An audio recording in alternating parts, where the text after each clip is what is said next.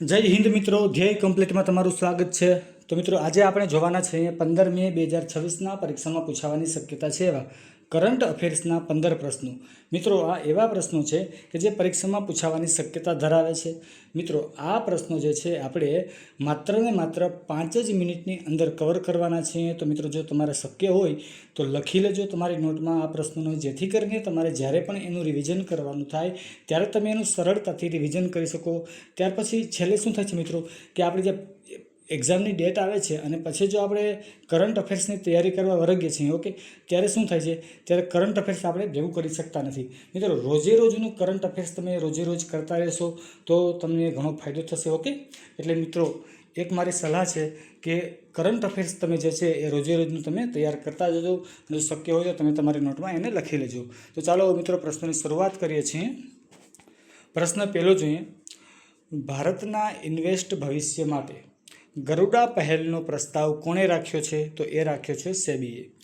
પ્રશ્ન બીજો જોઈએ, કેન્દ્રીય શિક્ષણ મંત્રી ધર્મેન્દ્ર પ્રધાને ઓડિશાના સંબલપુર જિલ્લામાં કઈ ઇકો હેરિટેજ સાઇટનું ઉદ્ઘાટન કર્યું? તો એનું નામ છે ભીમમંડલ ઇકો હેરિટેજ સાઇટ। પ્રશ્ન ત્રીજો જોઈએ, ફૂટબોલ લા લીગા 2026નો ખિતાબ કોણે જીત્યો છે? તો એ જીત્યો છે એફસી બાર્સિલોનાએ। પ્રશ્ન ચોથો જોઈએ, દિલ્હી મેટ્રોએ રૂપે on the go card launch કરવા માટે કઈ બેંક સાથે ભાગીદારી કરી છે? તો એ કરી છે એરટેલ પેમેન્ટ્સ બેંક સાથે।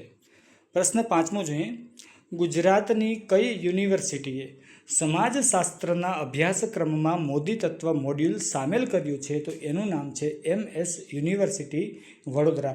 મિત્રો આ અગાઉ આપણે જે 15 મિનિટનો જે શોર્ટ વિડીયો મૂક્યો હતો એમાં આપણે રોજે રોજ 5 પ્રશ્નો જોઈએ છે કરંટ અફેર્સના।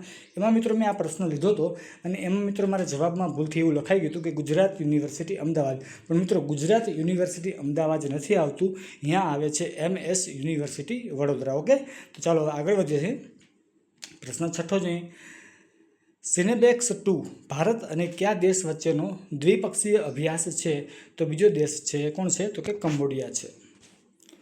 પ્રશ્ન સાતમો જોઈએ, ઓમાનમાં ભારતના નવા રાજદૂત તરીકે કોની નિમણૂક કરવામાં આવી છે? તો એ વ્યક્તિ છે પ્રશાંત પીસે। પ્રશ્ન આઠમો જોઈએ, તાજેતરમાં DRDO દ્વારા ઓડિશાના દરિયાકાંઠે કયા સ્વદેશી ગ્લાઇડ હથિયારનું સફળ પરીક્ષણ કરવામાં આવ્યું? તો એનું નામ છે તારા।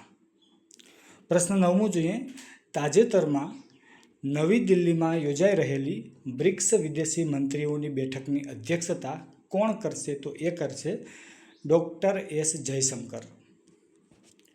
પ્રશ્ન દસમો જોઈએ, દેશની પ્રથમ હેલિકોપ્ટર અને જાયરોકોપ્ટર ટ્રેનિંગ સ્કૂલ કયા રાજ્યમાં શરૂ કરવામાં આવશે? તો એ શરૂ કરવાની છે ગુજરાતમાં। પ્રશ્ન 11મો જોઈએ, સુપ્રીમ કોર્ટે ડિજિટલ ન્યાય અને કેસ મેનેજમેન્ટ માટે કયો પ્રોજેક્ટ લોન્ચ કર્યો છે? તો એ પ્રોજેક્ટનું નામ છે વન કેસ વન ડેટા। પ્રશ્ન 12મો જોઈએ, તાજેતરમાં CPO પોર્ટલ કોના દ્વારા લોન્ચ કરવામાં આવ્યું છે? તો એ લોન્ચ કરવામાં આવ્યું છે નીતિ આયોગ દ્વારા। મિત્રો આ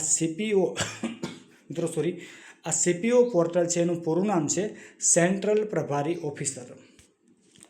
પ્રશ્ન 13મો જોઈએ, મેરી રસોઈ યોજના કયા રાજ્ય દ્વારા શરૂ કરવામાં આવી છે? તો એ રાજ્યનું નામ છે પંજાબ।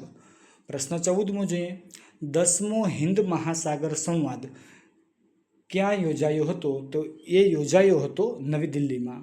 પ્રશ્ન 15મો જોઈએ, તાજેતરમાં 40 વર્ષથી વધુ ઉંમરના શ્રમિકો માટે દેશવ્યાપી વાર્ષિક સ્વાસ્થ્ય તપાસ પહેલ કયા મંત્રાલય દ્વારા શરૂ કરવામાં આવી છે?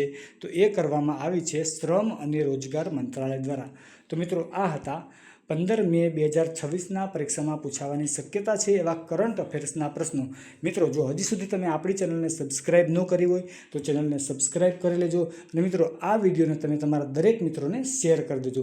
મિત્રો જો શક્ય હોય તો આ બધા જ પ્રશ્નોને તમે તમારી નોટમાં લખી લેજો, જેથી કરીને તમારે જ્યારે પણ એનું રિવિઝન કરવાનું થાય ત્યારે તમે એનું સરળતાથી રિવિઝન કરી શકો। તો મિત્રો ચાલો બસ અત્યારે અહીંયા લગી રાખીએ છીએ। જય હિન્દ, થેન્ક યુ।